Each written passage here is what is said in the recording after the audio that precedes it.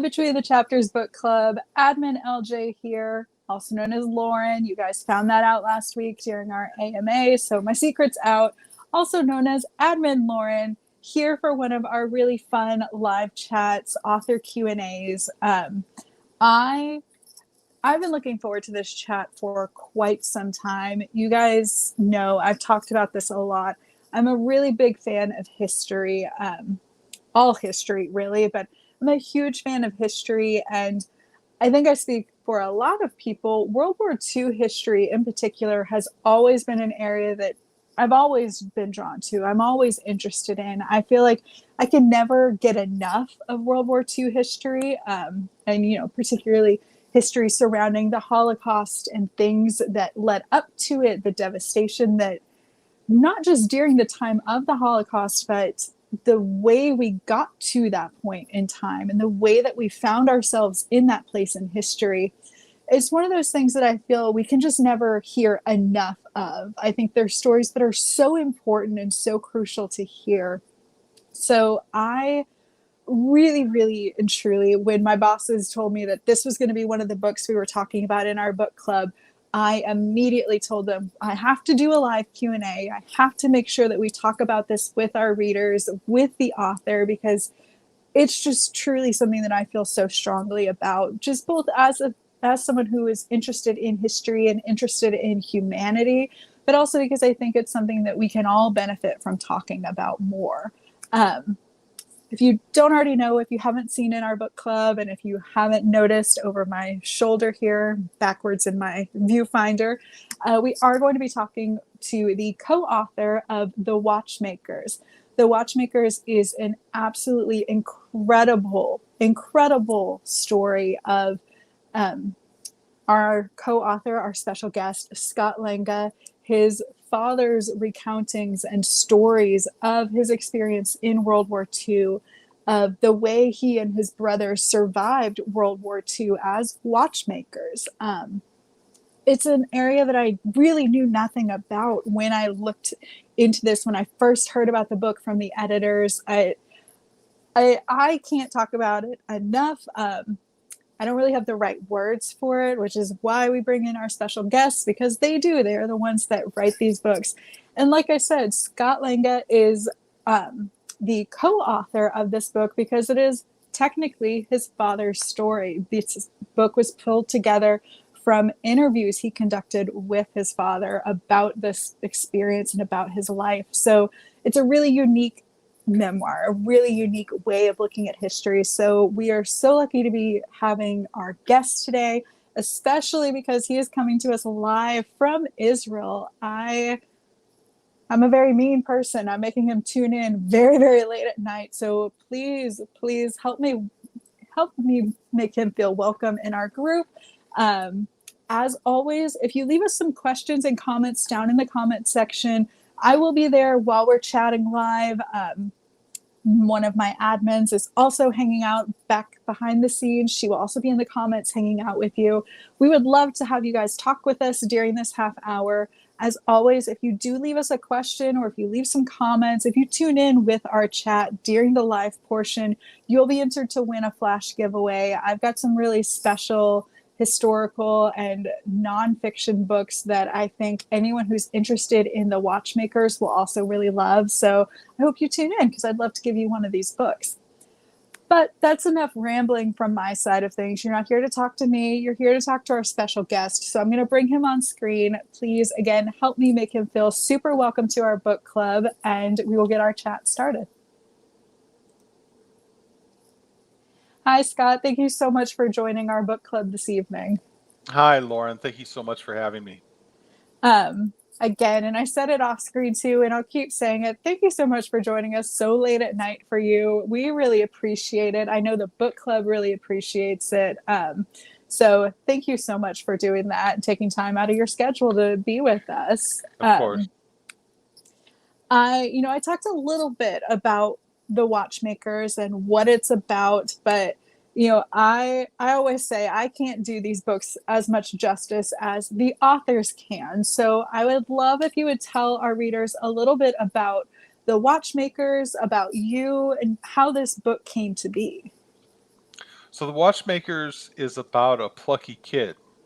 My father, growing up in pre-war Poland in a family of Jewish watchmakers in the 1920s and 30s. Mhm. My father and his brothers learned how to fix watches from their father. And later in the war, those watchmaking skills saved their lives over and over in the Nazi concentration camps. My father and his brothers made a promise to stay together no matter what happened and at any cost. And this book tells the story of the harrowing risks they took to stay together and how they fought to survive. Yeah, I have to say, I was, going back through the book earlier today, just in advance of our chat. I wanted to make sure that I had really taken it in. And one of the things that I really appreciate is from the start, just with your co-author's note. I have to say, I've read a lot of World War II and Holocaust memoirs, and we work on a lot of books like that. And there was something about your co-author's note that just really made me emotional from the start, just 1 to 2 pages in. And I think that for me, it was how you talked about the power of memories and stories. This book is this book came to life because you had the forethought to interview your father, to get those stories and to make sure that they were put down on paper, to get them out to the rest of the world. And so I was curious, what was that process like for you? Not just to interview him, but to then say, now I've got to get it out to other people. I need to share his story with other people. So first of all, I think it's important to mention that I grew up hearing these stories from the Mm-hmm. earliest ages. My father was very open about it, and he had these wonderful stories about he and his brothers and how they took care of each other in extreme situations. And the stories were never really scary for me, and I really didn't even understand what the Holocaust was. I was hearing these stories before I knew that word, and for me, they weren't really Holocaust stories. They were just Mm-hmm. stories of my father and his how he grew up. And when I was growing up at a certain age, my father would say, "Well, when I was your age, this is how it was for me."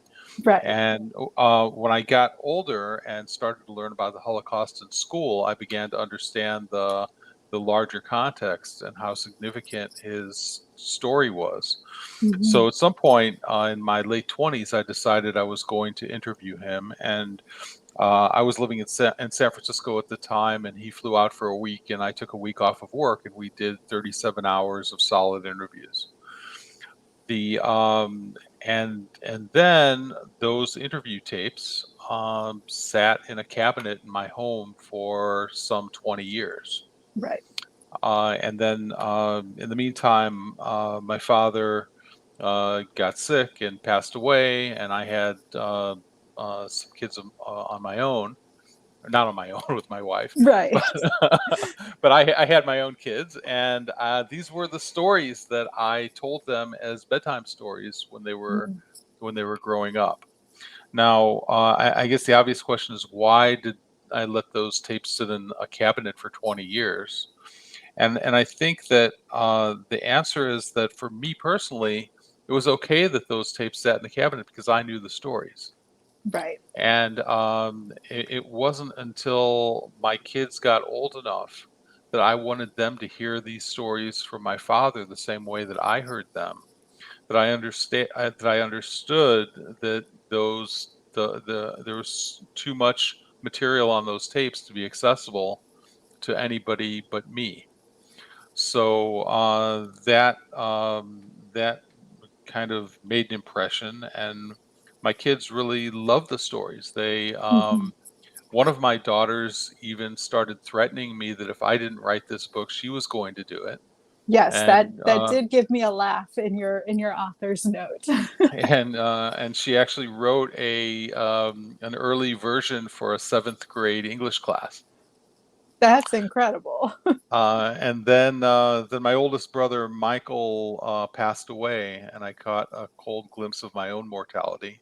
Hmm. And I felt like, okay, it's now or never. I need to do something Right. with this. So what I was going to do, I didn't quite know, Yeah. and I decided to do an experiment. And the experiment was, what would happen if I took this interview dialogue, 37 hours of it, and then 10 Hmm. hours of interview dialogue that somebody else did with my father, and turned it into a monologue, and compiled and arranged all of the story snippets into chronological order. And the result of that experiment was really staggering for me. There was a new vital coherence that emerged in the story that I had never seen before. Right. And I guess it seems obvious in retrospect, but you have to understand that I always heard these stories as flashbacks. When my father, something would jog his memory, and he would tell me a story. Hmm. And even in the interviews, there was a lot of time travel in my conversation with him, and a lot of story snippets within other stories. And so it really wasn't. So once I saw that, it was very clear what I needed to do with this project. I needed to preserve my father's voice and his style of communication, and to minimize my own footprint. And Yeah. that's really what I did. And so that's what I ended up with, is this book, which is in my father's first person voice, Hmm. and really has him telling his story. Yeah, and I definitely, I wanted to mention that and I wanted to bring that up because again, I just kind of keep going back. I'm going to jump around a little bit, but uh, your co-author's note really just screamed out at me. It made me very emotional. I was having a very emotional day anyways, but it truly did. And I think it's because you can definitely feel the love that you had for your father. You still have for your father. It's very clear how much of an impact his stories and experiences had on you. And I really was struck. Like I said, I was having a bit of a day today, and I got to the part of your note where you were talking about how his response when you were complaining or you ever had bad moments was to say, "Do you think this is bad? You think you're having a bad time or you're complaining?" And it really just gave me a moment of, oh, right, big perspective, pull back, look at the bigger picture of life. And I was curious if that was part of the reason that you went into this to write it as first person from your father's perspective, to make sure that his experience was forefront and center. Was that part of it, that you wanted to make sure it wasn't colored by time or your input or perspective of things? Well, I think it was more simple than that. It's just very simply, there's nobody that could tell my father's story the way he could, and he Yeah. loved to tell the story. Mhm. When he was in retirement, he used to go around and talk to high school groups all over the St. Louis area where he was living. That was what he enjoyed doing, and so his voice has a kind of graphic power and passion in Mhm. the way he's telling the story that a third person narrative could never have captured. Right. And there's also kind of a folksiness and kind of wisdom in his plain, unadorned language that I could have never captured if I was writing it in my own Mhm. voice. So I Yeah. guess what my footprint is in the book is that I'm the invisible presence that's asking my father the questions that he's responding to when he's telling his story. Um, uh, my father was, my love for his stories and my love for my father had me directing his memory to places that he uh, would not have thought to talk about, or maybe even disclose to anybody other than his adult son. Hmm. And my father it was very important to my father for me to understand what happened to him in the war, but it was also important for him for me to know who he was as a person. Yeah. And that created a certain intimacy in the interviews that I think comes through in the book.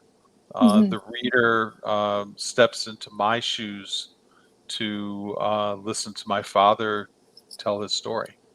Yeah, absolutely. I So I'm trying to think how to word my next question, because normally I like to ask our authors if they have a favorite part of their book or a favorite part of the stories that they've shared. And it feels a little weird to use the word favorite in the context of this type of memoir, but I am curious if there is a story or a moment within these stories that stands out to you as one that you always remember and just is a favorite in some shape or form. Because I know for me, one of the stories that really impacted me was your father talking about when the German soldiers first come into the town and he's waiting in line for bread.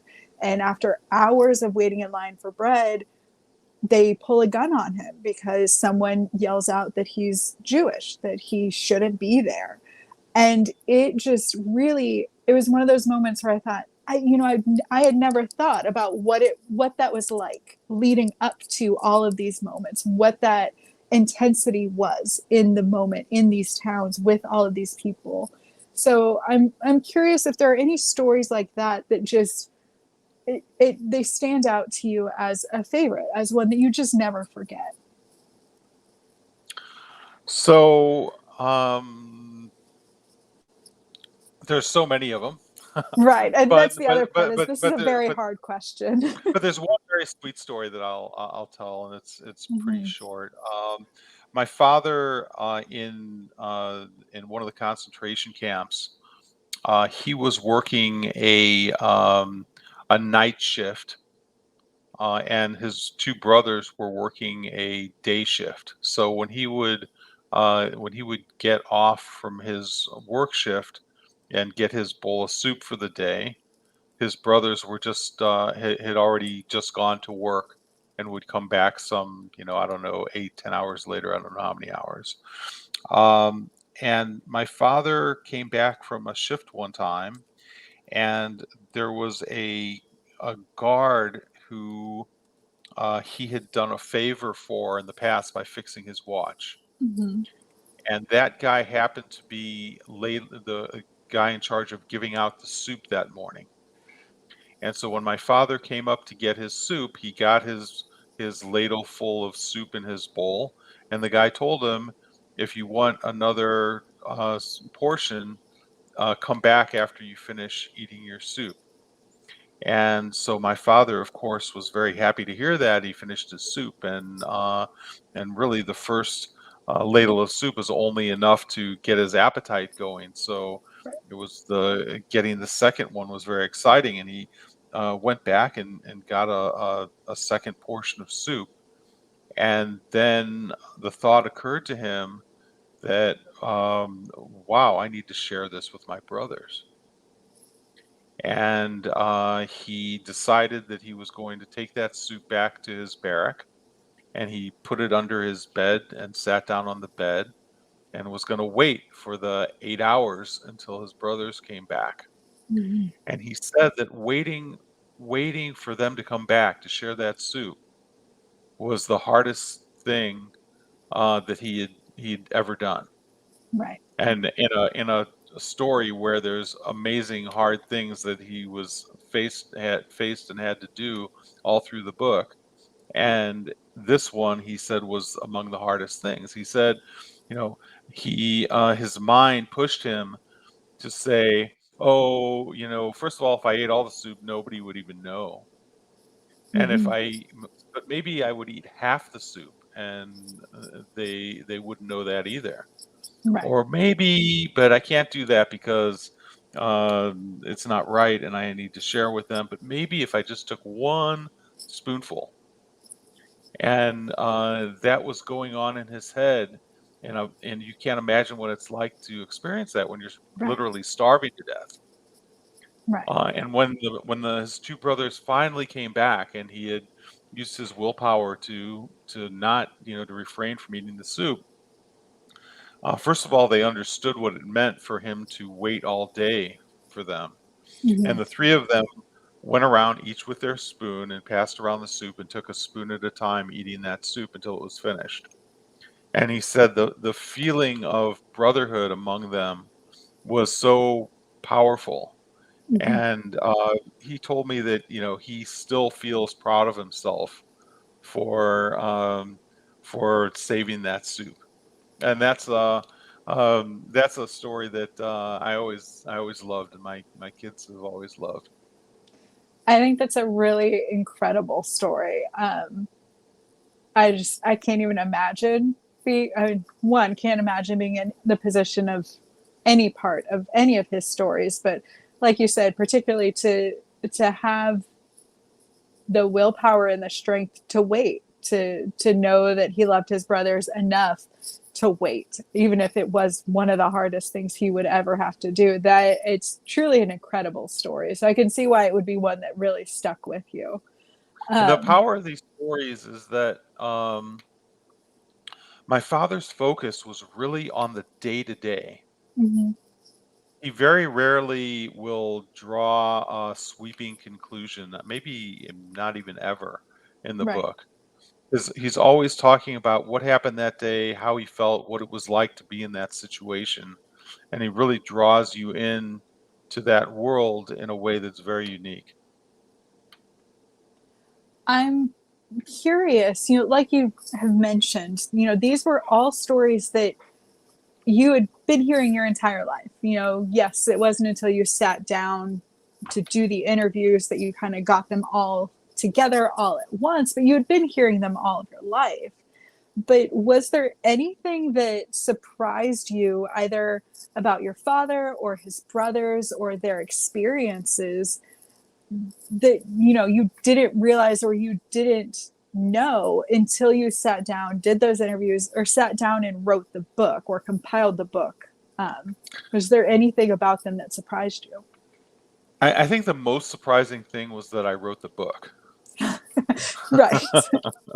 Nobody could have predicted that. Well, Uh, it's a but great size.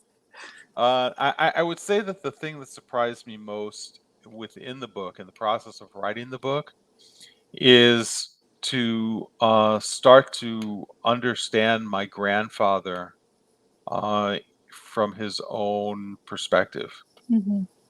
My father had a tough relationship with it. My father had a really tough childhood.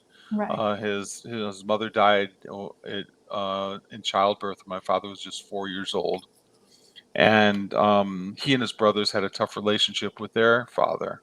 Hmm. And it really wasn't until my grandfather was very strict and impatient with his kids, and it was very important that they lived in extreme poverty, so they were living under very austere circumstances. Hmm. And so my grandfather really leaned into his religious practice to keep a framework for himself and to establish a strong framework for his kids of discipline and the ability to move forward. And my father had difficulty with that discipline when he was a kid, and Hmm. it wasn't until later in the war when he faced the brutality of the German occupation that he understood that religious discipline that he resented as a kid was kind of a survival training that enabled him and his brothers to keep their emotional balance when they faced the most extreme Hmm. circumstances, and even to do uh, selfless acts of charity when they had really nothing. Right. And so to be able to understand him and to explore what you know, what what was going on in his life and how difficult it was for him was something that made me start to feel like I had some kind of a relationship with him, even though I never had the privilege of meeting my grandfather. Hmm. Yeah, I was really struck by your father's journey because, like you said, his childhood was definitely harsh. I always go into memoirs like this understanding that they're going to be hard, they're going to be emotional at many points, but it was really striking. He truly had a hard journey from the start. Childhood was not easy, and it just really never he never had an easy experience or an easy life by any means. So I can only imagine what that was like for you to compile and to put in order in that timeline. I know you talked about, learning a little bit more about what that relationship was like between your father and your grandfather, but I'm also curious, were there other areas that you learned something either about your father's life or about his experiences within this really tumultuous and hard life that he went through? Was there anything that you kind of learned either from his experiences or from him during this?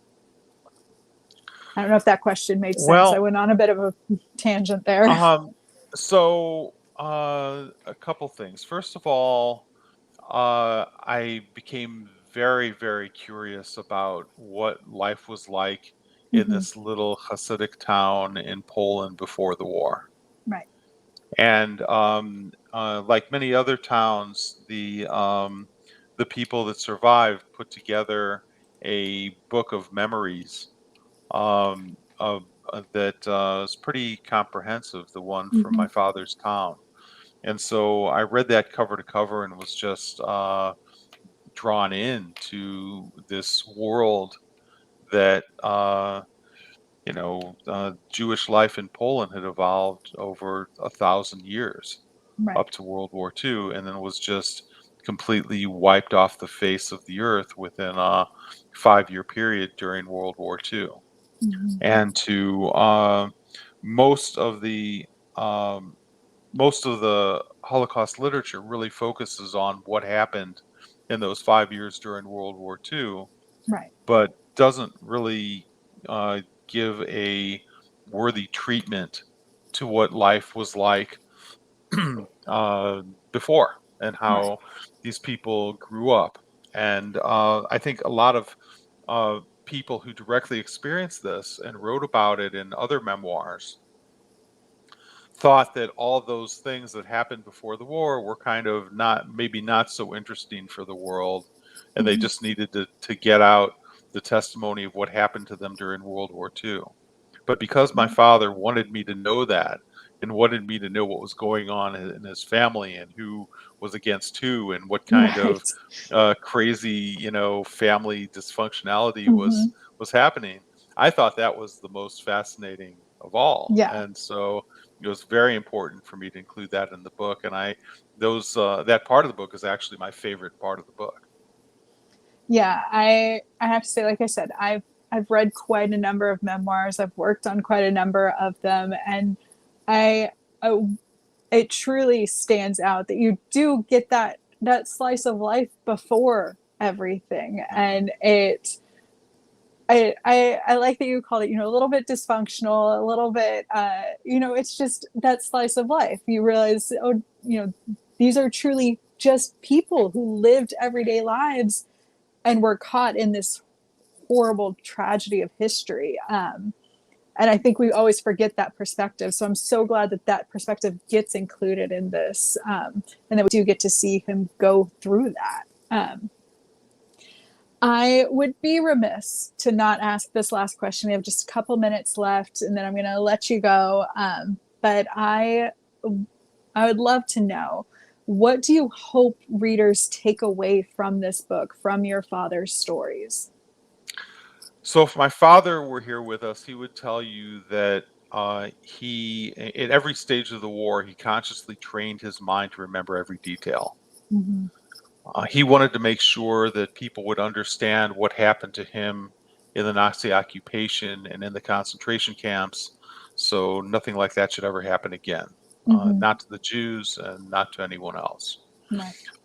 For my part, as his son, I would like readers to connect with my father's resilience, his initiative. Mm-hmm. My father and his brothers were ordinary people. They were regular guys who made a commitment to their core values and, more importantly, to each other. Mm-hmm. And that opened up. There was time and time again they did the simple hard thing when faced with uh, the darkest situations, Mm-hmm. and that opened up inside of them a level of tenacity and resilience that they never knew existed. Mm-hmm. My father and his brothers are set a very powerful example that calls to the hidden capabilities within all of us. Every day, they struggle to keep a single minded focus, Mm-hmm. to stay together for that day and to survive. Right. I, again, I've said it at the start, said it at the beginning, in the middle. I thank you for talking to us about these stories, for sharing them with us. I was going to have my own little comment about what I hope readers take away from the book as well, but that was just such a perfect answer that I'm not going to cloud it or muddy it up with anything I could say. So just thank you for sharing that. And thank you for sharing your father's stories with all of us. I think I speak for most of all of our readers who are tuning in, who will watch this later. We're very glad that you did finally sit down and write the book and put the book together so that we can see these stories too. So thank you again for joining our book club, for talking with us about your process and what it was like for you. Really appreciate you taking the time out of your schedule to join us. Thank you so much. It's an honor to be here. And thank you so much to all of our readers who are tuning in. Always appreciate you guys. We can't do it without you.